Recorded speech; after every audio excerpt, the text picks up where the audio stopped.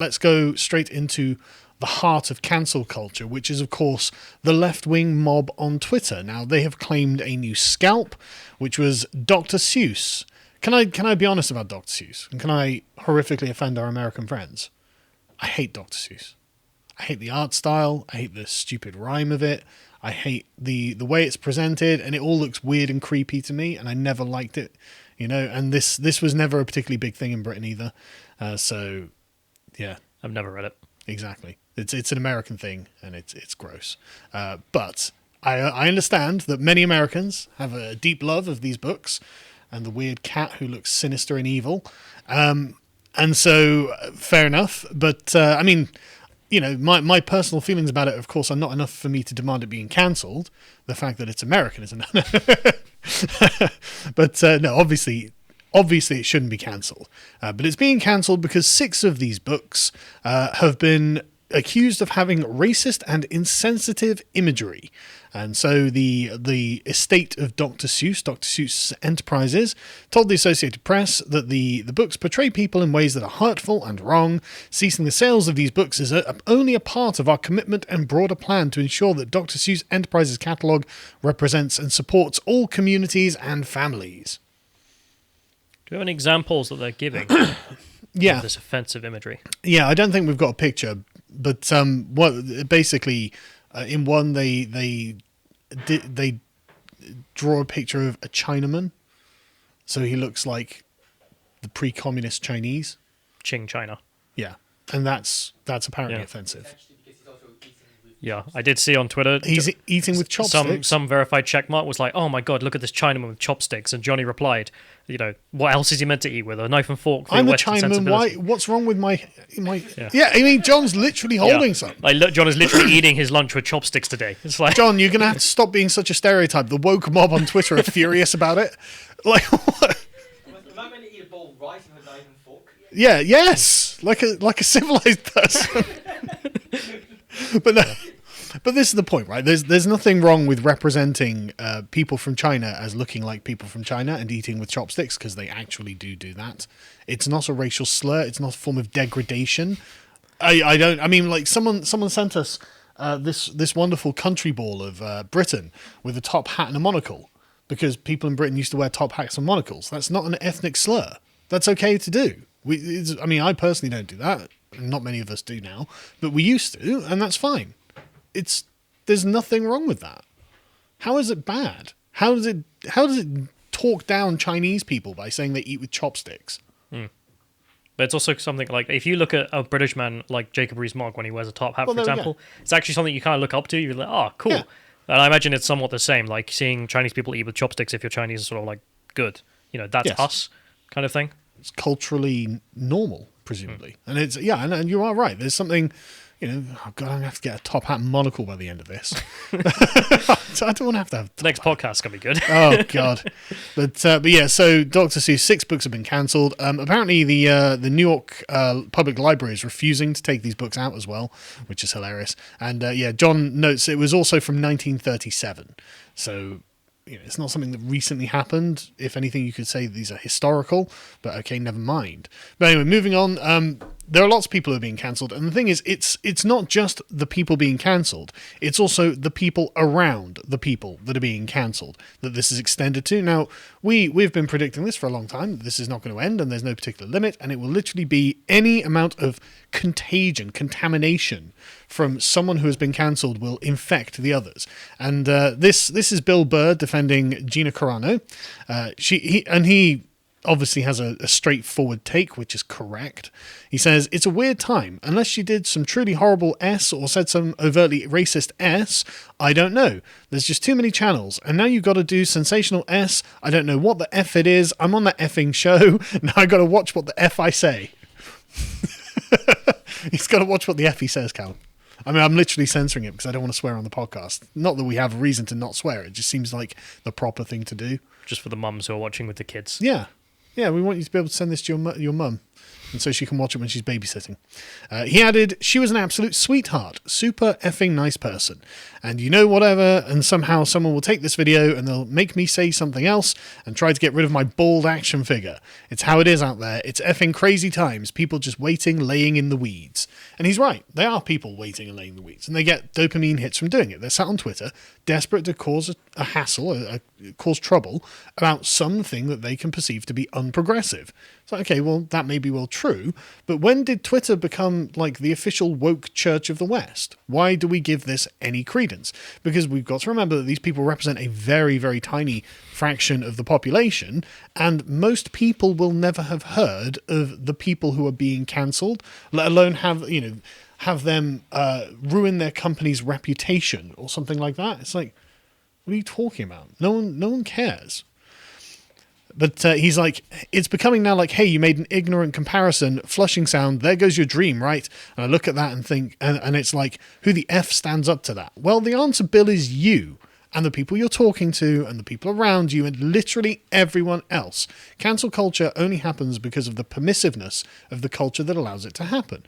If we all say, well, sorry, it's a shame that you're offended by Dr. Seuss or Gina Carano or whatever it is, but that doesn't actually mean anything and we're not going to change anything because of it. What are they going to do? Nothing is what they're going to do.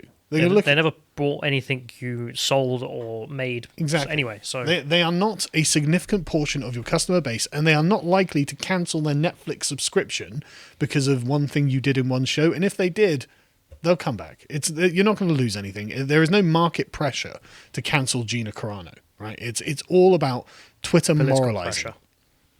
Political pressure from Twitter. Twitter is being given a massively outsized importance here. Henry Cavill is the next guy to be cancelled. Do you know why? It's not because he's obviously a conservative. It's not because he paints Warhammer miniatures. And it's not because he obviously listens to our podcast. It's because he dated Gina Carano in 2013.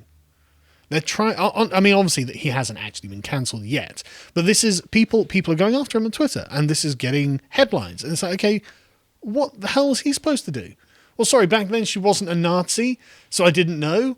I mean, what's She's always been a counter-revolutionary, comrade. Exactly. What's his excuse going to be? Obviously, Henry Cavill shouldn't be cancelled. Why do I have to say that? It's ridiculous, right? But it is anyone who has the slightest whiff of unorthodoxy. And my favourite one was the attempt to cancel Chris Pratt.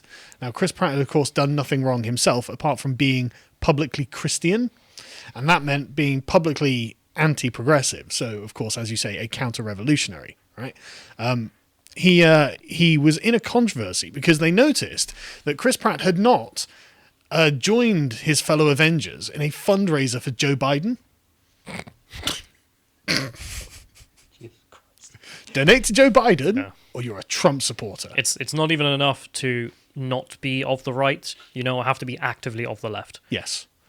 And so what happened with Chris is that people began to speculate that, of course, he must support Donald Trump. Now, I believe that he probably did vote for Donald Trump, just because if these people were around me, I'd just be like, okay, whatever. But anyway, they started going off on him on Twitter, going, stuff like Chris Pratt, because he's MAGA, he's the worst Chris, stuff like this. And so they started combing through his Twitter feed, trying to look for evidence that he had supported Trump in some way. And the evidence that they found was that he must be a Republican, because on Twitter he follows Ben Shapiro and Dan Crenshaw. Well, there we go. Wrong thinker confirmed. I mean, what more do we need? I mean, not even retweeted him. Followed him. Yeah, just followed them. Yeah. I mean, I follow the Green Party. I mean, do you? I didn't know that. Yeah, I like to see the retardation. Hey, you're not allowed to use that word. But for God's sake. It's in your contract that you're not allowed to follow them.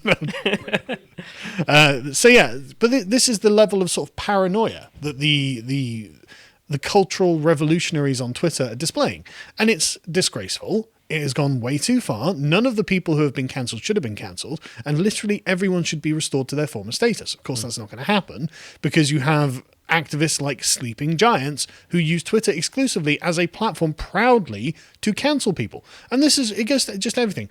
Like this. Wait, Roku, are you carrying Steve Bannon's show? Why wouldn't they? He's a presidential advisor. He's a popular political commentator. He seems to be someone who is contributing things to the discourse, even if you don't like them. And you're like, the guy who said, let them call you racist, wear it like a badge of honor. Yeah, because you calling people racist means nothing at this point. Well, it does mean one thing. It means you're not a revolutionary. Well, that's not true. A lot of revolutionaries get called racist right before they get defenestrated from the progressive movement. But it's basically just you're not one of us. Yeah. It has nothing to do whether or not you actually have racist views or you've Yep. ever done anything racist. It's just you're not one of us politically. Outsider. That's what it means. Outsider. Yeah. So, I mean, wear that with a badge of honor because, I mean, who wants to be one of you? Yeah. And so naturally they're trying to get him deplatformed, but I mean, I don't think they've been successful. I mean, their pinned tweet is an attempt to get Breitbart deplatformed from their advertisers and things like that. And the thing is, these people are in a position of such one-sided power that they can just go on Twitter and just joke about it. If we go to the next one, right? Like this next week, we're cancelling underwear, folks. It's like, ha ha ha ha ha. But then you didn't have problem paying your rent, did you? You weren't concerned about where the food for your children's mouths was coming from. You didn't have to worry about any of these things because you are the ones with the gun.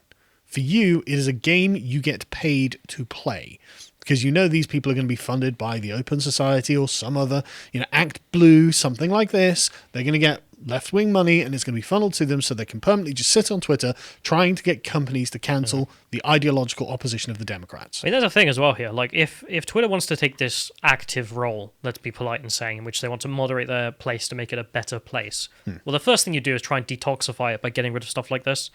Because, I mean, this is the worst thing about the whole platform. Yeah, the evil will that can be easily demonstrated by left-wing activists. Because, I mean, Jack has acknowledged that this is a bad part about his platform. It's a very bad part about his platform, but we'll get into the bad parts of Twitter shortly. In fact, the next one, is probably my favourite one of this week, where Amazon had put out a new icon for something or other for one of its apps, and Twitter, the most sane platform in the world, was like, "Oh, that's Hitler." Should we see the icon? If we can go down, there we go. That doesn't look like Hitler. Yes, it looks like an SJW. It does look like, now you say it. But to me, it just looked like a box that had been sellotaped over, because I've actually worked in warehouses and I've used one of those little sellotape machines because they've got little jagged edges so you can snap off the tape easily, which creates that kind of jagged thing. And people on Twitter are like, "Oh my God, that's Hitler."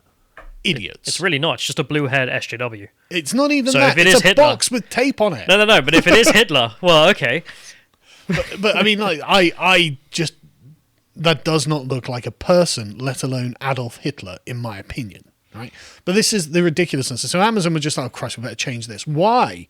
No sensible person who's not on Twitter thinks that looks like Hitler. No one's like, "Oh yeah, Jeff Bezos signaling to the far right there, as he usually does." I mean, who the hell's thinking this? It's insane. It's a genuinely insane position to be in. But then again, I don't use Twitter. And none of the accounts on Twitter who claim to be me are me. So what do I know? But anyway, so Twitter has obviously become the heart of censorship at this point. There have been a massive purge after the purge of Donald Trump, but that's not the interesting thing. The interesting thing is, of course, Twitter is failing to grow. It's been stagnant at the sort of 43rd or 44th largest site on the internet for a very long time. If you can scroll down, I think it's quite far down on the page. So there's the 90-day trend. Yeah, you can see the 90-day trend, just totally flat line. The number of people who are addicted to Twitter is a pretty constant number, and it doesn't really go up or down, which is really weird. But anyway, so Jack Dorsey was asked about Twitter's future, as reported by Reuters, and it looks like it's underwhelming past. Dorsey is blunt about why the social media network has failed to soar. "We're slow, we're not innovative, and we are not trusted." You're also not a good place to be on. Yeah, you also seem to be doing massive damage to the political environment. Well, not just that, it's just not fun to be on it. Well, no, I enjoy it, to be honest. Yeah, I enjoy arguing. You enjoy fighting. So it's just people with that temperament, and that's it. Yeah. It's like, okay. But I tell you, I feel so much better after not being on it. I'm tranquil at this point. Over the past 10 years, an investor in Twitter would have made around 5% a year in share price gains, whereas in Facebook and Alphabet, and the parent search engine Google, have managed 20% shareholder return over the same time period. Facebook's market capitalization is around 12 times the size of Twitter's, and Alphabet's is 23 times as big. And so they've got a new plan to double their revenue to over $7 billion in 2023, which involves buying or adapting to the best of the rest. So Twitter is going to be changing radically. Now, this is good news because the chances are they'll change it in a way that makes it awful, even worse than it was before, and it'll die. And that's the best thing for democracy and the world at this point, is for Twitter to die, for literally politicians to stop using Twitter. For business owners to stop using Twitter. You don't need to know what they say on there. It doesn't affect anything in the real world. It only affects things if you make a decision, and you don't have to. But anyway, so basically they're going to start stealing or buying up other people's properties from Silicon Valley. But, oh, you had a good idea, we can take that. You got a new company come up, we'll buy that. Things like this. And so what are Twitter's innovations going to be? Well, they're going to start auto-blocking people. LOL. Auto-blocking. Hello, we're a social media platform. Would you like to talk to the rest of the world? Yeah, well, you're going to want to automatically block a load of people because our platform's cancerous, I mean, what was the raison d'etre of a platform is so bad it's not worth talking to people on it. Exactly. What is the raison d'etre of a social media company? Well, surely communication. What is blocking people? That's right, the ceasing of communication. That's where Twitter has arrived at. No other platform has this problem. No other platform, it requires an auto-block feature. None of them have it. So why? Gab doesn't have it. Minds doesn't have it. Facebook doesn't have it. YouTube doesn't have it. Why does Twitter need an auto-block feature, Jack? What is it about your site that is cancerous? But anyway, Twitter's going to be putting in a new safety mode, which will automatically block accounts which appear to break the Twitter rules and mute accounts that might be using insults, name-calling, strong language, or hateful remarks. That's good, isn't it? So an algorithm... So it's going to be bipartisan. Sorry, not bipartisan. It's going to be partisan. But an algorithm is going to go through every tweet, whenever you post something to someone, and look for certain kinds of words. And if you're using certain kinds of words, and it doesn't matter how you're using them, you might get auto-blocked or auto-muted. So you might be the world's biggest supporter of some person, and you might say, hey, this person called you an X, and Twitter's like, no, shut up, blocked. And that person will never even know that one of their biggest supporters has been blocked. Isn't that interesting? They used to deny that they had the ability to even do this. Of course they did. Do you remember? They went to I think it was in front of the Congress, where they were just like, no, we don't shadow ban people. That can't happen. And now they're just like, yeah, we're just openly going to do it as a feature. Yeah. That's a feature now. It's literally a core part of our platform. With the new safety mode, Twitter will automatically detect accounts that might be acting abusive or spammy and limit how those accounts can engage with your content for 7 days, according to the slide that they're reading from. So that's good. Constant restrictions of interactions. But the thing is, it gets better because Twitter has decided it's going to become the arbiter of truth. And when I say it gets better, I mean it gets worse. It gets worse from Twitter's perspective, but from the perspective of someone who thinks that Twitter should be removed from the internet, it's pretty good progression. I like the idea that Twitter thinks it can police truth itself. I mean, I bet they can't even give us a formulation for the word truth. Jesus, define woman. Come on. Yeah, exactly. We'll define truth. Yeah. What does truth mean? We assume it means that which corresponds to reality, but my goodness, that throws a lot of radical left-wing ideology out of the question. I mean, especially the pronoun things. How do you describe the reality of a pronoun? Good question. Anyway, Twitter is going to begin applying labels to tweets that include misinformation about COVID-19. And of course, they're going to start booting people off the site for misinformation. So Twitter says, as health authorities deepen their understanding of COVID-19 and the vaccination programs around the world, we will continue to amplify the most current, up-to-date and authoritative information. So expect a great deal of conflicting information in the future, since the World Health Organization and Fauci have literally held every single position it's possible to hold on COVID. You're not wrong. No, I know. In addition to, but that's the thing, here are a bunch of mutually exclusive positions that we expect you to hold at different points at different times, depending on what Fauci or the World Health Organization have said. It's literally everything we didn't say is wrong at the time that we said it. If you said it previously, who knows? The party's position has changed, comrade. Exactly. What did the party say 3 weeks? Exactly what it's saying now. Exactly. I don't like using the term Orwellian because it's just overused, but that's what this is it's an Orwellian policy. Twitter said, in addition to labels, the new 5-strike policy will help educate the public and further reduce the spread of potentially harmful and misleading information, especially for repeated violations of the rules. So this is going to be rules for thee, but not for me. You at home, you're going to get strikes. Fauci, the World Health Organization, any politicians who happen to be towing the Democrat line, they're not going to get strikes, even if they're posting stuff that is contradictory to what they've previously posted. A tweet that includes misinformation but doesn't warrant full removal will earn the users one strike. Twitter said it would require users to delete tweets with high severity violations of policy that invoke a deliberate conspiracy by malicious or powerful force. Okay, Twitter. Twitter says that it will reduce the visibility of tweets and turn off likes, comments, and retweets for content that is labelled with a warning message and determined to be harmful. Tweets that with misleading information about the coronavirus will accrue one strike. If a user will be issued 2 strikes if Twitter requires them to delete the tweet. I love this. Social media that is just like, no, you're communicating wrong. You've got to stop communicating wrong. And there's no action for 1 strike, but if a user gets 2 strikes, their accounts will be locked for 12 hours. Similarly, 3 strikes will lead to a 12-hour account lock, and 4 strikes will lead to a 7-day account lock, and the 5th strike is permanent suspension. Remember, folks, that social media is a privilege, not a right. No matter what Jack Dorsey himself says about everyone having a right to social media, if you say the wrong things, you're off. And the question is, who's going to be doing this? So it was speculated that an account that people found called the Trusted Report Team, which was verified, would be the official Twitter account. Now, this raised a few eyebrows because of the red flag and the 5 gold stars made it look kind of like a hat nod to communist China. Yeah, which literally their flag is a red background with 5 stars. I mean, then the red flag there being in there is like, okay, well. And they were very interesting because they'd posted virtually nothing, saying that they were the official account of the Trusted Report Team, fighting misinformation, anti-Semitism, and hate speech online. They had 176 followers when I saw it, and it was a verified account. And they apparently linked to a blog called trustedreportteam.blogspot, which, I mean, the account now is suspended, but the blog was really weird because they had one post that was like an actual official style post, and then they had previous posts, even go down, that complained about the YouTube channel Memeology 101. What? Well, if we keep going down, there we go. An example of Memeology's 101's harassment towards another creator. Memeology 101's use of homophobic slur. Like, they really seem to be bothered Isn't that the guy with like the Netflix style intro? Yes. He's just an S poster. Yes. And he just like talks about current events. Yeah. So like I just don't know why this particular account got up their craw, but for some reason it did.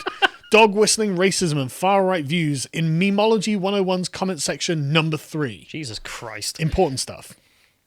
But like I said, this account's been suspended, but it shows you the kind of people who are going to be getting into this. It's radical left-wing activists, obviously. So Twitter is going to become the new Tumblr. It's hopefully going to lose its political relevance. Did you see I did see one post they made, which was about, has Joe Biden brought back kids in cages? Yeah, and they said false. Well, they said, no, he hasn't. And their defense, when you actually go into it, was, they've always been there, so don't worry. And it was like, okay. I mean, that's Snopes-style level of, mostly false. No, so even at their best, it's pathetic. Yeah. But even at their worst, it's just like some teenage Tumblrite moaning about, this YouTube page posted a thing, I don't like it. Yeah, but the kids in cage thing's hilarious. Like, no, that was done under Obama when Joe Biden was vice president. Oh, man. So yeah, it's, this account's been suspended. We don't know why. We've got no particular information. The blog's been removed, probably because the internet found it and was like, oh, really? And they were like, oh, God, that looks really bad, doesn't it? But yeah, so Twitter is an absolute cancerous platform, and you're addicted to it, and you should quit it. My addiction was broken forcibly, and I'm actually very, very glad about it. I love how they did that as a real thing. Like, oh, there must have been a million board meetings about what they're going to do, the style, the different imagery. Yep. It's like, we use a red flag with like a shield around it in white, and then 5 stars at the top. And everyone looked at this in the room, and no one thought to raise their hand. Everyone thought, that's fine, that's perfect. Does this make us look like we're agents of the Chinese communists? No one thought of that. Not a single person in the company looking at this. Weird. If you enjoyed this segment from the podcast of the Lotus Eaters, you can watch the full broadcast live every weekday at 1 p.m. UK time on lotuseaters.com.